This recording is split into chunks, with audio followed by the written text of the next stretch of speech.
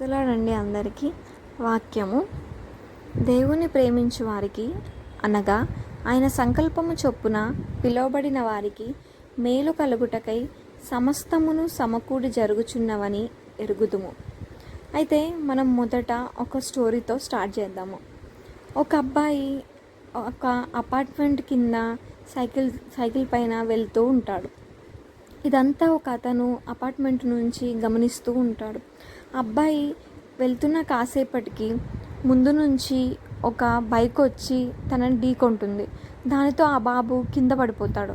ఆ బాబు పడిపోయిన వెంటనే చుట్టుపక్కల ఉన్న వాళ్ళందరూ వచ్చి అబ్బాయికి వాటర్ ఇచ్చి అబ్బాయిని తడిమి పర్లేదు అని చెప్పి ఆ బైక్తో ఢీకొట్టిన అతని దగ్గరికి వెళ్ళి ఏమయ్యా నీకు కళ్ళు కనిపించట్లేవా, చిన్న బాబుని అట్లా చూడకుండా ఎట్లా చేస్తావు అని చెప్పి తిడుతూ ఉంటాడు. అట్లా తిడుతూ ఉండేటప్పుడు ఆ పైనుంచి ఒక అతను చూస్తూ ఉంటే వాళ్ళ ఫ్రెండ్ వచ్చి అబ్బాయికి అంటాడనమాట, చూసావా ఎంత నెగ్లిజెన్స్ అసలు మనుషులకి, చిన్న బాబు ఉన్నాడని చూడకుండా అబ్బాయిని ఢీకొని ఇంకా అలాగే నిలబడ్డాడు చూడు అని వాళ్ళ ఫ్రెండ్ అంటూ ఉంటాడు. మొదటి నుంచి ఈయన అన్నీ గమనిస్తూ వాళ్ళ ఫ్రెండ్కి ఒక విషయం చెప్తాడు. ఒకవేళ ఆ బైక్ అతను వచ్చి అబ్బాయిని ఢీకొనకపోతే వెనుక నుంచి వచ్చిన బ్రేక్స్ లేని ట్రక్ అబ్బాయిని ఢీకొట్టి అబ్బాయి ప్రాణాలే పోయేవి. ఈ చిన్న చిన్న దెబ్బలతో అబ్బాయి బయట పడేవాడే కాదు. ఇదంతా తెలియని వాళ్ళు అదిగో అతన్ని అలా దూషిస్తున్నారు అని అంటాడన్నమాట. మనము దీని ద్వారా తెలుసుకోవాల్సింది ఏంటి అని అంటే, అవును, మన జీవితంలో ఎన్నో కష్టాలు వస్తున్నాయి. ఎదుటి వాళ్ళు చాలా సంతోషంగా ఉండుంటారు. మనల్ని ఈ చిన్న చిన్న సమస్యలే కావచ్చు, పెద్ద పెద్ద సమస్యలే కావచ్చు, మనల్ని ఇబ్బంది పెట్టే సమస్యలు ఎన్నో ఉండుండొచ్చు.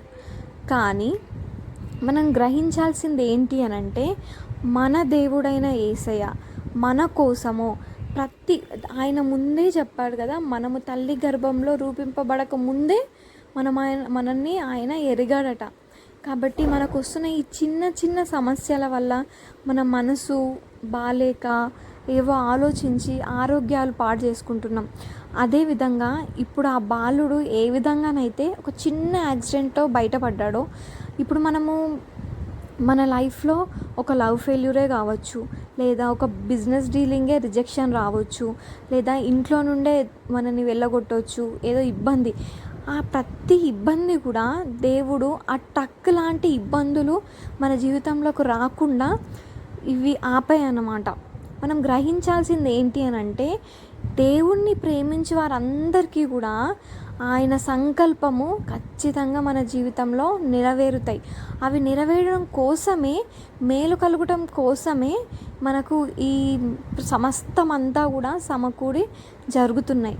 ఆయన మీద మనం నమ్మిక ఉంచి, దేవుడు నాకున్న ప్రతి సమస్యకు కూడా ఆయన నాకు పరిష్కారం ఇస్తాడు అని మనం ఆయన యందు నమ్మిక ఉంచి ముందుకు కొనసాగగలిగితే, ఆ బాబు ఏ విధంగానైతే ఆ ట్రక్ నుంచి కాపాడబడ్డాడో అదే విధంగా మనకు వస్తున్న మేజర్ ప్రాబ్లమ్స్ నుంచి మనం బయటపడతాము.